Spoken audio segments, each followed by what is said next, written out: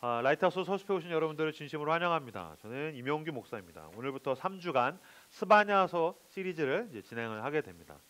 스바냐서를 통하여서 하나님의 공의, 또 죄와 심판, 이것으로부터 말미암는 구원에 대한 이야기들을 함께 좀 살펴보기를 원합니다. 구원이라고 이야기를 할 때는 저는 from과 to가 굉장히 중요하다고 생각해요. 왜냐하면 구원이라는 말은 어디서 건져내다라는 이야기입니다. 그러니까 구원을 받았다. 그러니까 어디서부터 건져내서 나는 어떠한 상태에 들어가게 됐는데, 그러면 from 어디에서 to 구원을 받게 됐는가를 알아야 되는데, 우리는 구원받았어. 내가 그 전에 어느 상태에서 구원을 받았는지, 내가 어느 상태에 가야 하고 어디에 머물러야 하고 내 인생의 종착지가 어딘지에 대한 그 from에 대한 생각을 안 하니까 구원은 받았는데 그럼 이후에 얻어지는 건 뭐지? 구원에 대한 어떤 보상에 대한 고민들을 하게 되는 겁니다. 아닙니다. 죄와 심판과 죽음과 이 어둠으로부터 건져내었다. 늘 성경은 사실은 공의, 죄, 죽음, 심판, 너가 거기에서 건짐을 받았다는 것을 잊지 말라고 이야기합니다. 우리가 지난 9주간 저와 함께 결국 사랑이다, 사랑에 대한 이야기했는데, 사랑에 대한 이야기를 계속 하다가 보면은 아가페이즘, 사랑만 있으면 사람들이 뭔가 헛헛하다고 느낍니다. 왜 그렇습니까? 사랑이 있으면 그럼 이 사랑이 나한테 혜택이 뭐야? 라는 생각을 하기 때문입니다. 아닙니다. 하나님께서 죄로 인해서 죽을 수밖에 없는, 심판받아야 할 우리를 건지셔서 사랑하셨다. 이 공의와 사랑이 함께 올 때 여기에서 복음의 그 은혜와 감격이 폭발하게 되는 것입니다. 그래서 이 3주간 죄와 심판, 또 구원과 사랑에 대한 이야기들을 함께 살펴보는 시간이 되시기를 주님의 이름으로 축복합니다. 자, 먼저 1장 1절, 스바냐서 1장 1절을 같이 한 목소리로 읽도록 하겠습니다. 읽겠습니다. 시작. 아몬의 아들 유다 왕 요시아의 시대에 스바냐에게 임한 여호와의 말씀이라. 스바냐는 히스기야의 현손이요 아마랴의 증손이요 그다라의 손자요 구시의 아들이었더라. 스바냐는 선지자인데 구약에서 남유다가 망하기 직전에, 그 다음에 이제 요시아 왕, 다음에 시드기야 왕 때 왕하거든요. 그러니까 망하기 직전에 활동했던 선지자였습니다. 이스라엘은 망했다가 살아났다가 포로로 끌려갔다가 회복됐다가 이걸 굉장히 반복했었습니다. 근데 눈에 보이는 흥망성쇠는 현상이고요. 사실 하나님께서 성경을 통해서 이야기하신 건 뭐냐면 그 현상 속에 본질과 뿌리가 있다라는 겁니다.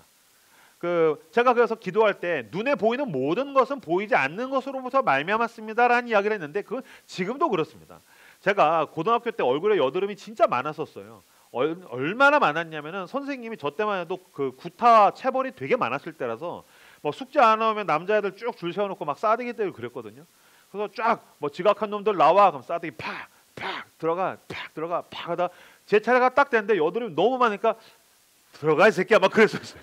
실제로 정말 이렇게 때리면 이제 여드름이 공격을 하니까 이걸 어딜 때려야 돼 시거든요. 너 들어가 그러더라고요. 근데 제가 뭐 피부과 가고 뭘 먹고 뭘 해도 안 되는데 한의학 쪽에 갔는데 그 한의원에서 의사 선생님이 굉장히 재밌는 얘기를 했던 게 얼굴의 피부는 사실은 그 속에서부터 문제가 나온다는 거예요. 이건 현상이고 속의 본질은 속에 있어. 너가 뭘 먹느냐, 너의 속이 내장이 어떠느냐, 사실 뿌리는 네 속에 있어라는 얘기를 하더라고요. 그게 고등학생이었는데 저한테도 굉장히 이렇게 인스파레이션이 있었어요. 인사이트가 굉장히 있었어요. 아, 그렇구나. 눈에 보이는 건 보이지 않는 거로부터 나올 수 있는 거구나. 마찬가지입니다. 좀 예화가 좀 그지 같기는 한데 이스라엘의 흥망성쇠는 현상이고요. 이 보이는 흥망성쇠는 보이지 않는 하나님과의 관계. 지난주에 김유한 전사님이 그 샬롬이라는 얘기 하지 않습니까? 하나님과 연결이 있으면 지금은 내가 뭔가 잘 안 되는 것 같아도 보이지 않는 그 하나님과의 관계 속에서 이게 샬롬이 있으면 그 시간이 내 편인 거예요. 근데 현상적으로는 괜찮아요. 근데 하나님과 연결이 끊어져 있으면 시간은 나에게 점점 더 나를 불리하게 만들 수 있다는 것입니다. 이 스바냐가 우리를 향해서 이야기한 건 뭐냐면 그 당시에 나라가 아무리 잘 먹고 잘 사는 것 같아도 너네가 하나님과의 관계가 어떻느냐, 너네가 지금 하나님을 두려워할 필요가 있다라는 이야기를 하는 건데, 특히 이때는 남유다가 하나님과의 관계가 개판일 때, 죄악이 만연할 때입니다. 그래서 죄악이 만연할 때 심지어 스바냐는요 여러분 귀족이에요. 왕족이에요. 히스기야의 4대 손, 히스기야는 왕 중에서도 굉장히 유명한 왕입니다. 그러니까 왕족이니까, 나 왕족이니까 만약에 지금 굉장히 잘 사는 사람 왕족이다 그럼 뭐 하겠어요? 스웩하겠죠. 나 왕족이야. 플렉스. 나에게 선물을 줘버렸지 뭐야. 뭐 이런 거 할 텐데 스바냐는 왕족이면서도 그 왕족들을 향해서 시대를 향해서 자기는 잘 먹고 잘 살지만 보이지 않는 하나님과의 관계가 개판이 되어서 하나님의 진노와 재앙이 오고 있다는 것을 영적인 눈으로 보기 때문에 1장 2절과 3절을 같이 읽겠습니다. 시작. 여호와께서 이르시되 내가 땅 위에서 모든 것을 진멸하리라. 내가 사람과 짐승을 진멸하고 공중의 새와 바다의 고기와 거치게 하는 것과 악인들을 아울러 진멸할 것이라.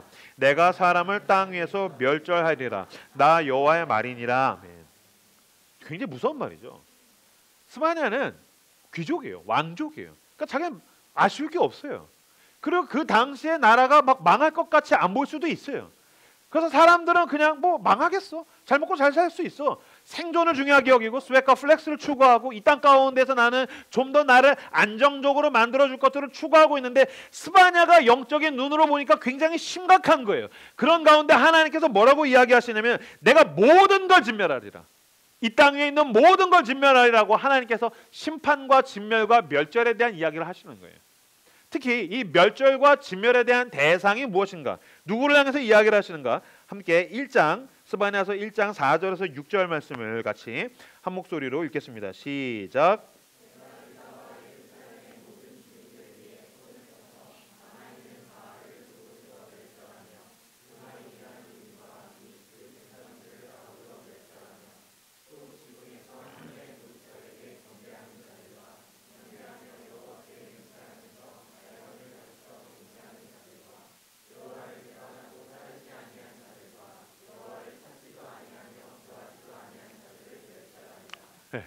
여기 심판의 대상들이 나열되어 있죠.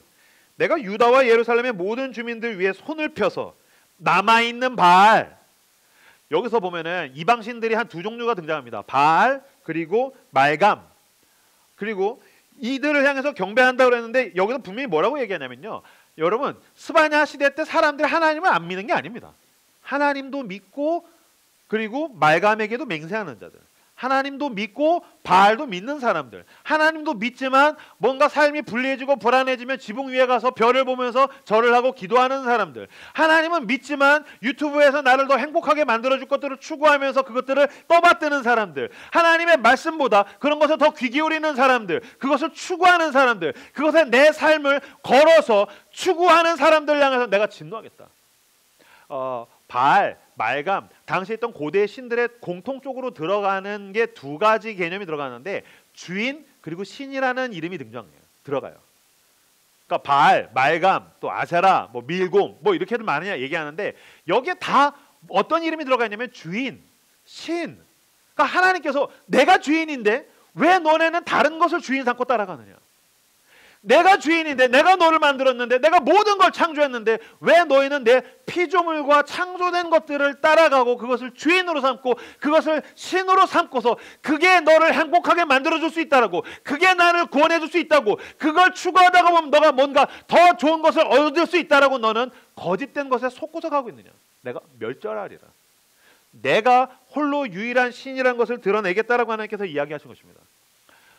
제가 이 참고 서적들을 보는데 여기에 굉장히 재밌는 말이 나와 있는데 뭐라고 하냐면은 무신론이라는 거는 우리는 무신론자. 그럼 신을 안 믿는 사람들 생각하죠. 무신론자. 난 신을 안 믿어. 신은 없어. 아니라는 거예요. 무신론자는 모든 신을 안 믿든지 아니면 모든 걸 믿든지 둘 다 무신론자라는 거예요. 하나님은 유일하신 하나님. 여러분 하나님은 유일하신 하나님이신 겁니다. 그러니까 유일하신 하나님을 따라가고 경배하고 예배하고 추구하고 거기에 내 삶을 내어거는 사람이 아니라면 뭐 하나님도 믿지만 뭐 이런 게 나한테 도움이 되지 않겠어? 이것저것 쫓아다니는 사람들 그것을 신학적으로 혼합주의라고 이야기하는데 내가 그것을 참을 수가 없다라고 하나님께서 이야기를 하고 계시다는 것입니다. 스바냐서 1장에서도 등장을 하는데 하나님은 질투하시는 하나님이십니다. 하나님은 질투하시는 하나님입니다. 아유, 하나님이 쪼잔하게 사람처럼 질투를 합니까? 여러분 하나님이 질투하신다는 뜻은 무슨 뜻이냐면 하나님은 무한한 에너지가 아니란 겁니다. 하나님은 인격적인 존재라는 것입니다. 하나님께서 인간을 하나님의 형상대로 만들었다라고 했었을 때 하나님은 그런 성품, 인격을 가지고 계셔서 내 사랑에 대한 유일성과 절대성을 우리에게 요구하신다라는 거예요. 여러분 여기도 이제 결혼하신 부부들이 있고 연인들이 있을 텐데 여러분 사랑이 그렇지 않아요? 나는 아무리 사랑이 프리해도 나랑도 사랑하고 쟤랑도 사랑하고 다 사랑해, 위아더 월드 사랑해, 우리 그렇게 한번 결혼을 해서 여기를 천국으로 만들어보자. 그런 사람이 누가 있겠어요? 그렇잖아요. 결혼하면 어떻게 해요? 질투하죠. 연애하면 질투해요. 왜? 사랑은 이 사람에게 유일한 존재가 되기를 원하는 거예요. 마찬가지요. 하나님은 사람을 사랑하셔서 만드셨어요. 하나님께서 사람을 사랑하시고 사람에게 사랑받기를 원하세요. 그것은 하나님은 사람에게 유일한 존재, 절대적인 존재가 되기를 원하신다는 거예요. 그런데 내가 만든 또 다른 창조물을 따라가고 추구하고 그것들을 신이라고 쫓아다니는 꼴을 내가 도저히 보지 못하겠다. 너가 나로부터는 끊어져서 나를 우습게 여기고 다른 신들을 추구하는구나. 좋아. 누가 창조자요 심판자인지를 보여주지. 자, 2절과 3절 아까 읽었는데 스바냐서 1장 2절과 3절 같이 한번 읽어볼까요? 2절과 3절 같이 읽겠습니다. 시작. 여호와께서 이르시되 내가 땅 위에서 모든 것을 진멸하리라. 내가 사람과 짐승을 진멸하고 공중의 새와 바다의 고기와 거치게 하는 것과 악인들을 아울러 진멸할 것이라. 내가 사람을 땅 위에서 멸절하리라. 나 여호와의 말이니라. 아멘. 이거 잘 보시면 뭐랑 대꾸가 되어 있냐면요, 창세기에서 하나님이 온 세상을 창조하실 때를 인용해서 이야기한 것입니다. 그러니까 지금 그 얘기 뭐냐면 하나님이 그냥 분노해서 신적인 심판이 만난 게 아니라 누가 창조자였냐? 내가 마무리를 지을 수 있어. 내가 만들었듯이 내가 철폐할 수 있어. 내가 창조했듯이 내가 폐기할 수 있어. 바알, 아세라, 말감, 하늘에 있는 별들, 유튜브에 있는 주식의 신, 부동산의 신, 투자의 신, 공부의 신, 그런 신들은 할 수 없지만 나 홀로 창조한 창조자인데 내가 폐기할 수 있어. 나만 할 수 있어 라고 하나님께서 그 부분을 드러내시는 것입니다. 하나님께서 당신의 유일성과 절대성에 대해서 인정하지 않는 것들에 대해서 심판하시겠다라고 이야기를 하시더라는 것입니다. 12절 말씀 1장 12절 보시겠어요? 스바냐서 1장 12절 같이 읽겠습니다. 시작. 그때에 내가 예루살렘에서 찌꺼기같이 가라앉아서 마음속에 스스로 이르기를 여호와께서는 복도 내리지 아니하시며 화도 내리지 아니하시리라 하는 자를 등불로 두루 찾아 벌하리니. 아멘. 재밌지 않습니까? 여기저기 쫓아다니면서 나에게 구원을 약속하고 행복을 약속하고 더 좋은 것들을 약속하면서 하나님을 우습게 여기는 사람들. 근데 뭐라고 표현되어 있습니까? 그때 내가 예루살렘에서 찌꺼기같이 가라앉아서 마음속으로 스스로 이르기를 여호와께서는 복도 내리지 않고 화도 내리지 않아 라고 하는 자를 등불로 두루 찾아서 반드시 찾아서 내가 벌하리라. 얼마나 무섭습니까? 오히려 여기저기 쫓아다니면서 이런 것들이 나를 구원해 줄 거야. 나에게 더 좋은 내 삶을 만들어 줄 거야. 진정한 생명을 나에게 불어넣어 줄 것 같아. 나를 불안하지 않게 만들고 나를 더 좋은 모습으로 만들어 줄 것 같아. 이런 것들을 쫓아다니면서 야, 하나님 같은 건 없는 거야. 그가 무슨 복을 내리든지 화를 내든지 야, 그런 건 없어 라고 하나님을 우습게 여기는 사람을 여러분 고대 사회니까 등불이라고 얘기했죠. 아마 지금이었으면 뭐라고 했겠습니까? 스캔하겠다. 엑스레이로 돌리겠다. 내가 반드시 GPS 칩으로 추적하겠다라고 뭐 그런 식으로 얘기했겠죠. 반드시 찾아가지고서 벌하리라. 내가 심판하리라. 그렇게 하나님께서 찾아다니시고 심판하신다는 것입니다. 스바냐서 1장 14절과 15절 같이 읽겠습니다. 14절 15절 읽겠습니다. 시작. 가깝고도 빠르도다. 여호와의 날의 소리로다. 용사가 거기서 심히 슬피 우는도다. 분노의 날이요 환난과 고통의 날이요 방패와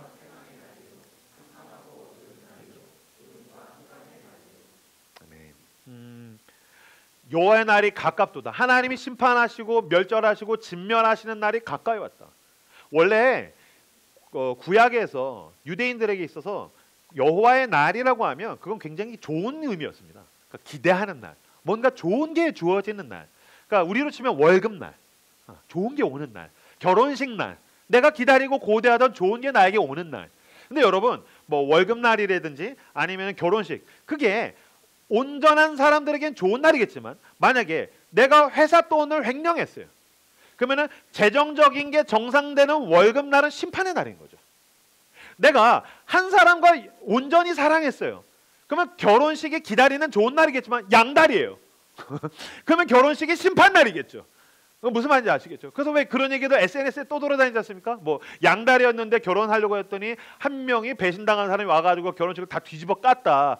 불륜의 상대자가 와서 다 뒤집어 깠다. 뭐 그런 얘기들이 있는데, 그러니까 여호와의 날도 마찬가지입니다. 하나님 앞에서 온전하게 말씀을 추구하고 하나님의 뜻대로 살려고 했던 자들에게는 그 날이 기다렸던 좋은 날이겠지만, 혼합주의, 하나님도 섬기고 세상도 섬기고 이것저것 다 주인 노릇하게 만들고 여기저기 끌려다니고 은밀한 가운데 죄를 숨겨놓고 그렇게 살았던 사람들에게 여호와의 날은 심판의 날. 하나님 복도 주지 않고 화도 주지 않아 라고 이야기했던 자들에게는 등불로 찾아서 반드시 심판하실 그 멸절의 날이 될 수 있다는 것입니다. 그 얼마나 무섭습니까?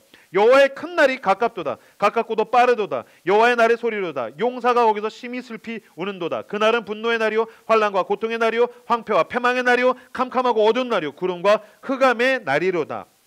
이거는 당시의 유대에게 있는 유다가 망한다.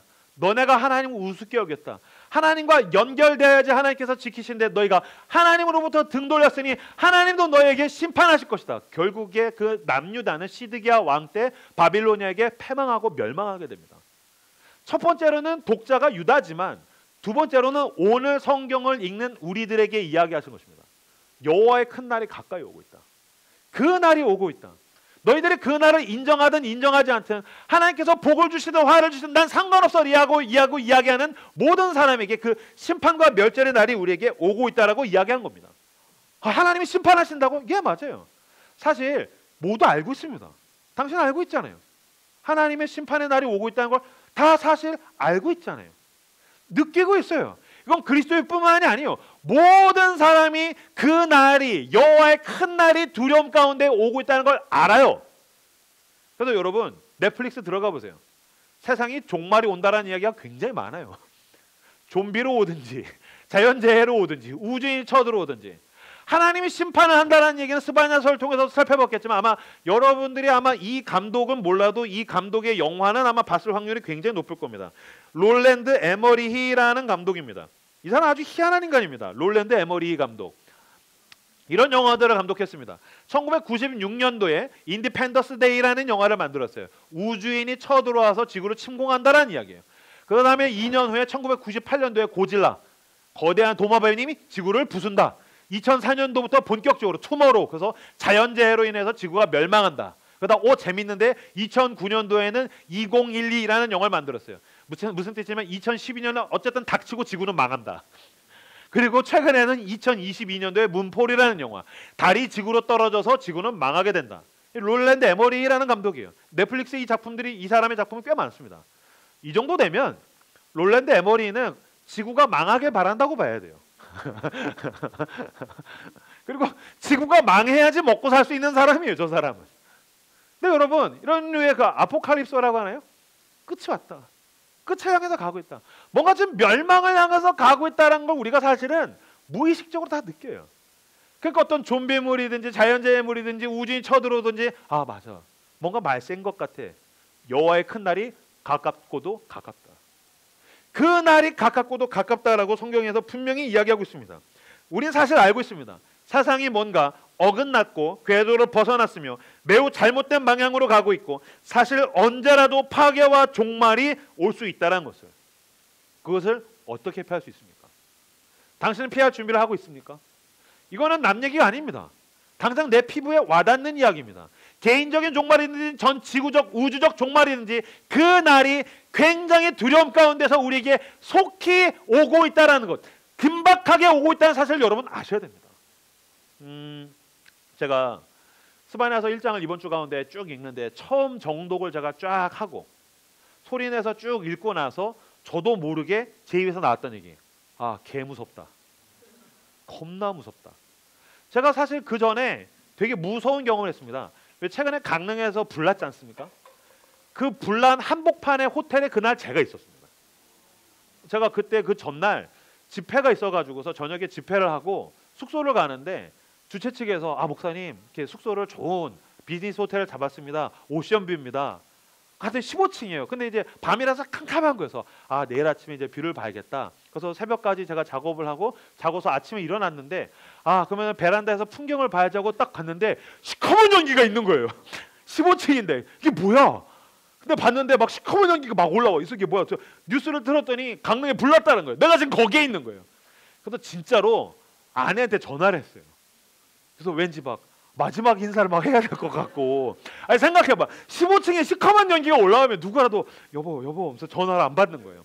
그래서 내려왔는데 왜 진짜 이렇게 그 재난 영화에서 나올 법한 여기저기 경찰이랑 소방관들이 와 있고 막 차 줄 서 있고서 아 주님 오늘이 나의 마지막 날인가요?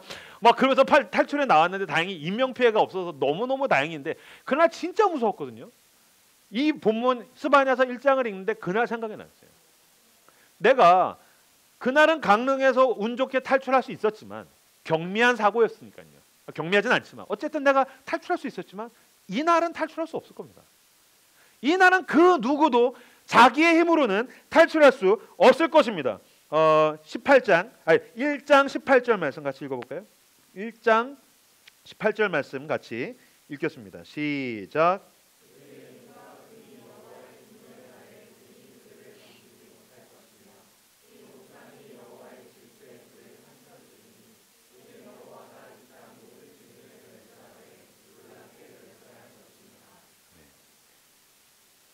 그런 재앙이 오면 무엇이 당신을 지켜줄 수 있습니까?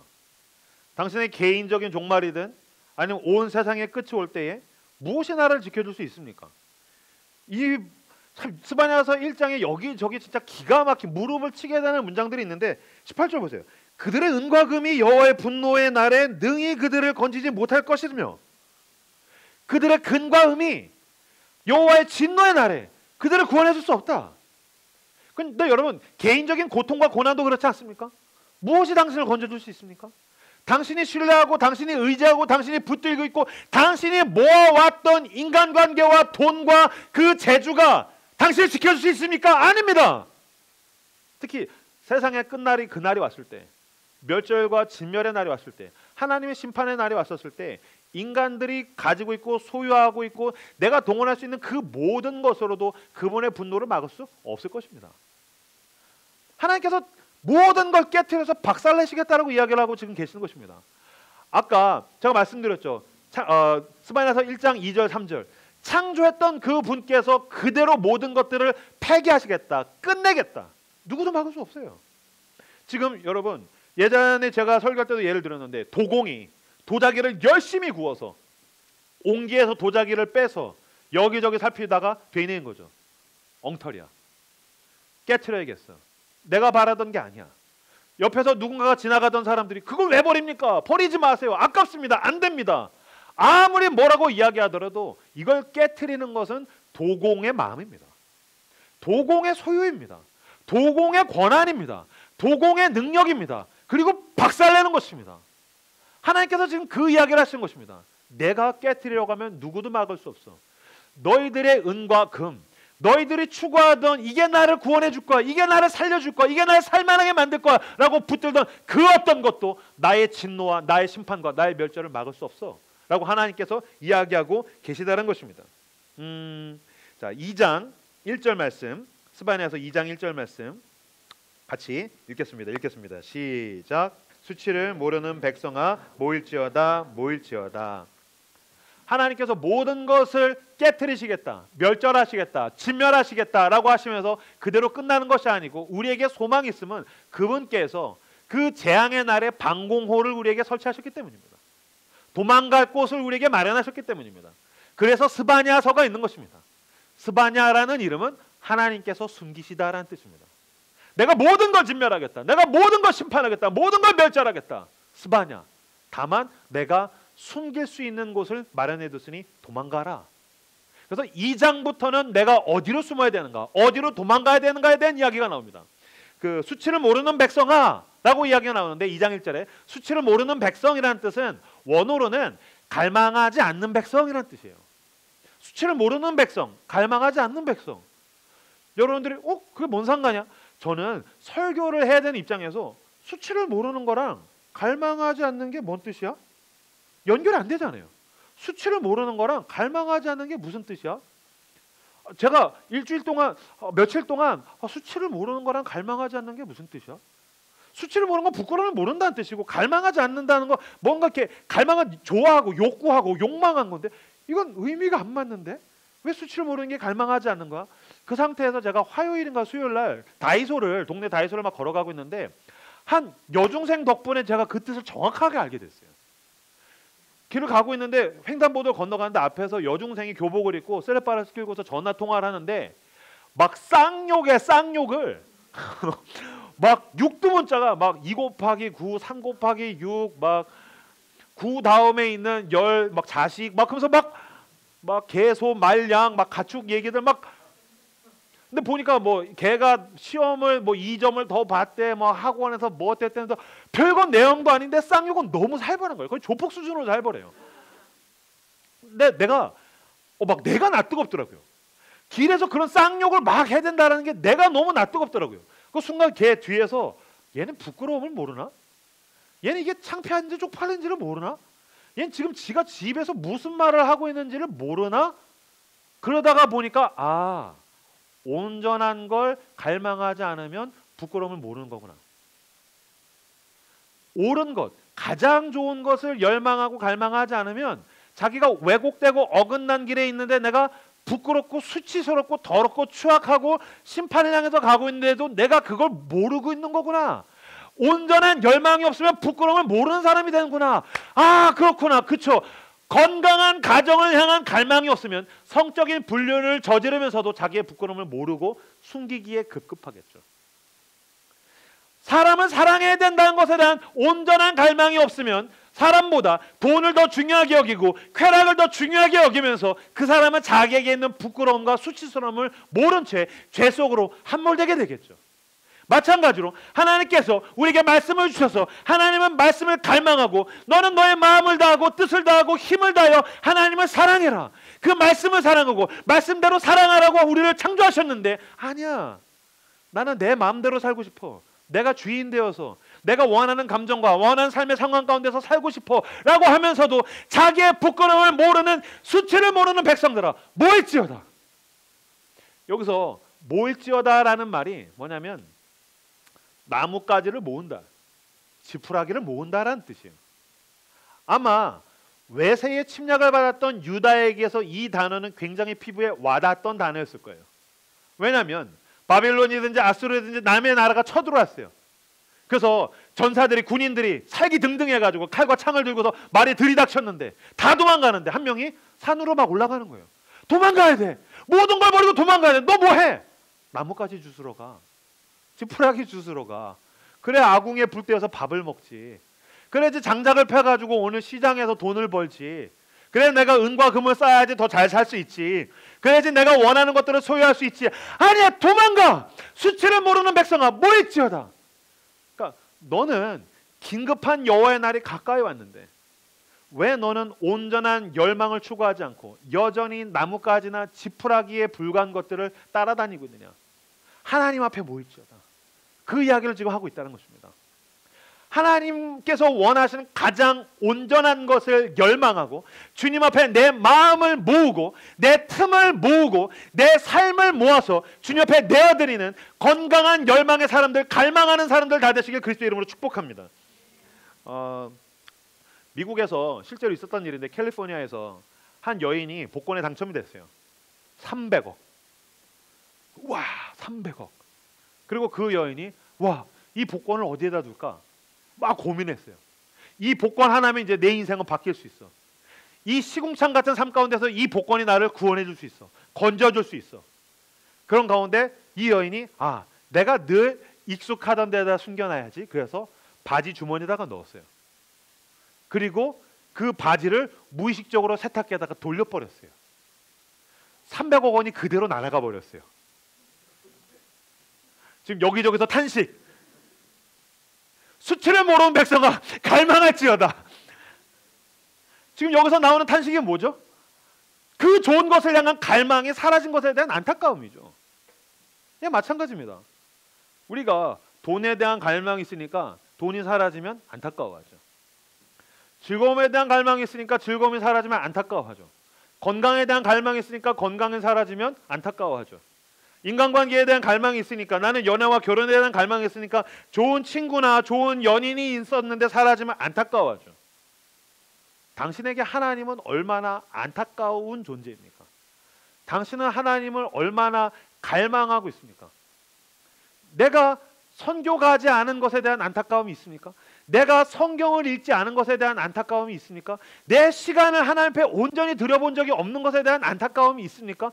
내 돈을 하나님 앞에 온전히 들여본 적이 없는 것에 대한 안타까움이 있습니까? 내 삶을 하나님의 나라 위해서 쏟아부어 본 적이 없는 것에 대한 안타까움은 없이 하나님을 이용해서 돈과 쾌락과 여전히 내가 주인 되기 위해서 하나님을 이용해서 내가 원한 것을 얻기 위한 안타까움을 가지고 하나님 앞에서도 맹세하면서 말감을 향해서 맹세한 자들을 내가 멸절하리라. 아니요. 하나님을 갈망하며 하나님을 향해서 그 뜨거운 안타까움을 가지고 나에게 주어진 삶 가운데에 온전한 열망을 붙들고서 살아가시는 저 여러분들 다 되시기를 그리스도 이름으로 축복합니다. 저는 24살에 회심했어요. 지금까지도 내 젊은 날을 생각하면 내가 20대 초반 때 나는 내 쾌락에만 사로잡혀서 살았다는 게 하나님 앞에서 너무너무 죄송해요. 처음 회심했을 때는 그게 저한테 열등감이었어요. 나는 20대 초반에 어떠한 훈련도 받아본 적이 없어요. 성경 공부나 훈련이나 이런 거 받아본 적이 없어요. 나는 하나님 앞에서 어떤 훈련도 받은 적이 없고, 나는 헌신한 적이 없고, 희생한 적이 없고, 하나님의 나라를 위해서 내가 20대 초반에 한 게 하나도 없어요. 난 내 쾌락, 내 즐거움, 나 오직 그것만 위해서 살았어요. 회심하고 났는데 그게 너무너무 죄스러운 거예요. 20대 후반이 되어서 어느 날 제가 막 게임을 하다가 새벽 1시, 2시쯤 됐어요. 야, 새벽까지 게임을 했네? 근데 재밌네? 그러다가 어느 순간인가 문득 그런 생각이 들었어요. 내가 새벽까지 밤을 새서 한 게 뭐가 있을까? 그러니까 제가 게임에서 밤을 새봤어요. 또 술 먹으면서 밤 새봤어요. 특히 제가 20대 초반 때 술 먹으면서 밤 많이 샜어요.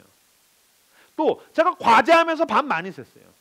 놀면서 밤 많이 샜고 제가 이것저것 별의별 일로 밤 많이 샜어요. 근데 문득 제가 알았어요. 하나님 때문에 밤을 새본 적이 없다는 사실을 제가 그때 알았어요. 내가 하나님 때문에 밤을 새본 적이 없어. 내 시간의 주인은 하나님인데 난 내 시간을 하나님께 드리기 위해서 밤을 꼴딱 새본, 밤을 샌다는 건 무한한 열정 아니겠어요? 갈망 아니겠어요? 근데 내가 그래 본 적이 없는 거예요. 아, 이건 아닌 것 같아. 그래서 내가 하나님 앞에 성령이 충만하길 원합니다. 내가 이것 때문에 한번 밤을 새드릴게요. 그래서 사도행전을 쭉 봤는데 1장에 예수님께서 승천하시면서 제자들에게 성령을 주마 라고 이야기할 때 뭐라고 했냐면은 몇 날이 못 되어 내가 성령이 너에게 임할 것이다 라고 얘기하셨어요. 몇 날이 못 되어. 제가 진짜 너무너무 단순했어요. 지금 생각하면 너무 유치할 정도로 단순해요. 몇 날이 못 되어라고 했으니까 분명히 열흘이 안 넘을 거야. 열흘이 넘었으면 몇십 일이라고 했을 텐데 몇 날이 못 되어라고 했으니까 분명히 열흘은 안 넘을 거야. 주님, 내가 열흘 동안 제가 하나님 앞에서 밤을 새드릴게요. 난 젊습니다. 나는 스태미너가 있습니다. 그래서 매일 밤마다 제가 성경 읽고 설교 듣고 기도하고 성경 읽고 설교 듣고 기도하고 그걸로 밤을 꼴딱 샜어요. 6일째인가 7일째 됐을 때였어요. 새벽 2시 때 하나님 나에게 성령의 충만함을 주시오. 더 뜨거운 막 내가 성령에 사로잡히는 그 불덩이를 나에게 주시오. 막 기도하면서 설교를 딱 틀어놓고 그때 제가 너무너무 사랑하던 온누리교회를 시작한 하용조 목사님 새벽 2시 때 제 작은 방에서 인터넷에서 하 목사님께서 성령이 임할 것입니다 했는데 진짜 불덩이가 제 가슴에 확 떨어졌어요. 제가 의자에서 내려서 무릎 꿇고 기도하다가 방에서 굴러다니면서 기도했어요. 막 기도하면서 눈물 콧물 쏟으면서 막 기도하다가 보니까 새벽 기도 알람이 울리더라고요. 그렇게 밤을 샜어요. 여러분, 우리가 직장인이기 때문에 당신들이 직장인이고 가정이 있어서 밤을 새는 것은 안 되겠지만 이 시간 수치를 모르는 백성들아, 너희들은 무엇을 향한 갈망을 추구하고 있느냐? 내가 하나님인데 나한테는 어떠한 것을 내어주고 있느냐? 우리가 매주 고백하지 않습니까? 예배는 하나님께 드려지는 것입니다. 그러면 과연 나는 나에게 귀중한 것을 하나님께 드리고 있습니까? 아니면은 짜투리를 내어주고 있습니까? 남는 걸 주고 있습니까? 사람끼리도 안 받을 거를 주고 있습니까?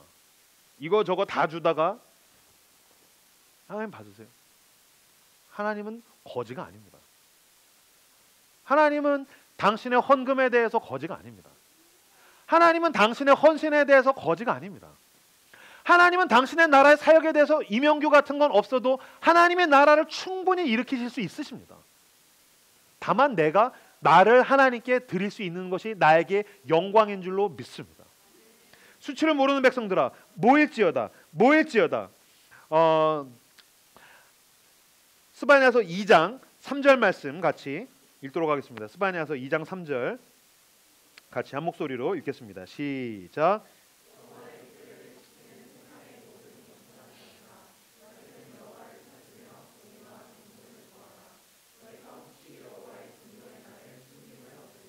아멘. 여호와의 규례를 지키는 세상의 모든 겸손한 자들아. 여기서 겸손한 자라는 히브리어는 가난한 자, 약한 자, 환난을 당한 자라는 뜻입니다.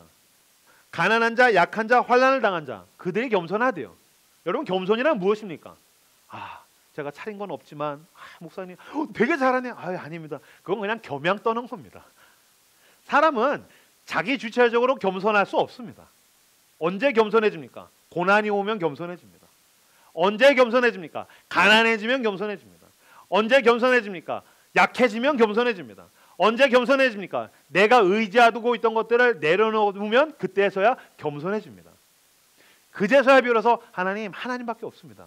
난 하나님을 갈망하기 원합니다. 어긋난 데 쫓아다니지 않겠습니다. 난 모든 것들을 모아서 하나님께 나아가길 원합니다. 이렇게 나아가는 자들아 하나님께 숨을지어다라고 하나님께서 우리에게 이야기하신 것입니다. 여기서 말하는 겸손한 자들아 하나님을 찾으라라는 말을 또 뭐로 볼 수 있을까요? 마태복음 5장 1절에서 3절 말씀 앞에 화면을 보시고 읽겠습니다.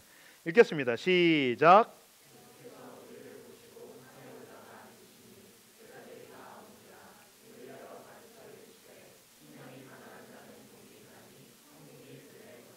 아멘. 심령이 가난한 자, 겸손한 자, 하나님을 찾는 사람은 누구라고요? 심령이 가난한 사람. 그 사람이 가난해서 그랬든 약해서 그랬든 환난을 당해서 그랬든 무너져서 그랬든 사실 우리의 삶에 내가 영적으로 가난해지게 만드는 것들 얼마든지 있습니다.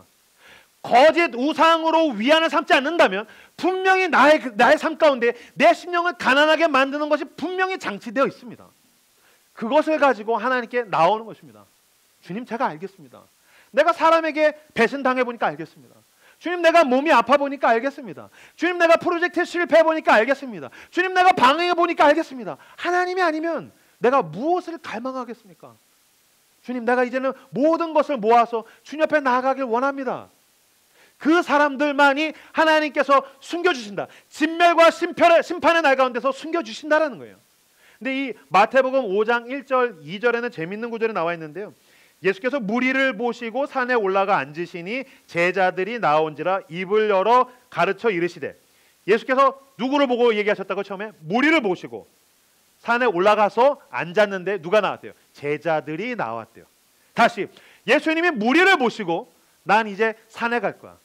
그리고 거기서 하나님 나라의 말씀을 전할 거야. 특히 여기서 팔복을 이야기하시고 주기도문을 이야기하시고 산에 올라갔는데 무리들이 다 온 게 아니고 무리들 중에 대부분은 나뭇가지 주스러 가고 지푸라기 주스러 가고 그 멸망의 세상에서 유튜브 보러 가고 오늘도 예배자들이 많이 없네요. 내일 쉬는 날이니까 연휴니까 놀러 가고 물론 진멸이 있다는 뜻은 아닙니다. 그러나 그 무리 가운데에서 제자들이 나온지라. 주님께서 숨겨주시는 사람, 주님께 붙들린 사람들만이 나와서 심령이 가난한 자는 복이 있나니. 그러니까 주님 앞에 나온 사람들은 이미 주님께서 숨겨주신 사람이고 십자가 뒤에 숨는 사람이며 그들을 향해서 심령이 가난한 자들이 복이 있나니 너희에게 그 진멸의 날에 하나님의 구원이 있으리라고 주님께서 말씀하셨다는 것입니다. 원래 모두 죽었어야 됐는데 우리가 당해야 할 진멸과 심판을 위해서 하나님의 아들 예수 그리스도께서 이 땅에 오셔서 십자가 위에서 그 모든 진멸과 수치와 조롱과 죽음을 당하시고 이젠 그 십자가에 못 박힌 손으로 우리를 덮으십니다. 숨기십니다. 피하십시오. 은과 금에 피하지 말고 그 십자가 뒤로 숨으십시오. 인간관계에 피하지 않고 그 십자가 뒤로 숨으십시오. 내가 의지하고 있는 인간적인 것 뒤에 숨는 것이 아니라 여호와 하나님 앞에 숨으시는 저 여러분들 다 되시길 그리스도 이름으로 축복합니다. 스바냐라는 이름은 여호와께서 숨기신다. 누구도 피할 수 없는 심판과 진멸의 날에 하나님만이 숨기신다. 제가 이 설교 준비를 하는데 떠오르는 찬송가가 있었어요. 찬송가 같이 가사 불러드리고 함께 찬양하고 기도했으면 좋겠어요. 찬송가 391장, 제가 너무너무 좋아하는 찬양. 오 놀라운 구세주 예수 내 주 참 능력의 주시로다. 큰 바위 및 샘솟는 그곳으로 내 영혼을 숨기시네. 메마른 땅을 종일 걸어가도 나 피곤치 아니하며 저 위험한 곳 내가 이를 때면 큰 바위에 숨기시고 주 손으로 덮으시네. 2절 오 놀라운 구세주 예수 내 주 내 모든 짐 벗기시네. 죄악에서 날 끌어올리시며 또 나에게 힘주시네. 3절 측량 못할 은혜로 채우시며 진노와 멸절과 심판을 당해야 할 우리를 측량 못할 은혜로 채우시며 늘 성령에 감화주사 큰 기쁨 중 주님을 찬양토록 내 생활을 도우시네. 4절 주 예수님 공중에 임하실 때, 사실 임영규 같은 죄인이 두려움과 떨림 가운데 맞이해야 할 그 심판과 멸절의 날, 그날 주 예수님 공중에 임하실 때 예수 그리스도의 은혜 가운데에서 나는 일어나 맞이하리. 그 구원의 은총을 노래하리. 저 천군과 첨사 함께 메마른 땅을 종일 걸어가도 나 피곤치 아니하며 저 위험한 곳 내가 이를 때면 큰 바위에 숨기시고 주 손으로 덮으시네. 누구도 피할 수 없는 진노와 심판의 날이 우리 모두에게 옵니다. 십자가 뒤로 숨으십시오. 나를 사랑하셔서 대신 죽으신 그리스도의 십자가 뒤로 피하십시오. 주님께서 당신을 덮으시고 내가 당해야 할 심판 대신 놀라우신 생명의 은혜로 우리에게 부어주실 줄로 믿습니다. 이 시간 오늘 우리에게 주신 말씀들을 붙들고 함께 기도함으로 하나님 앞에 나아가겠습니다. 기도합시다.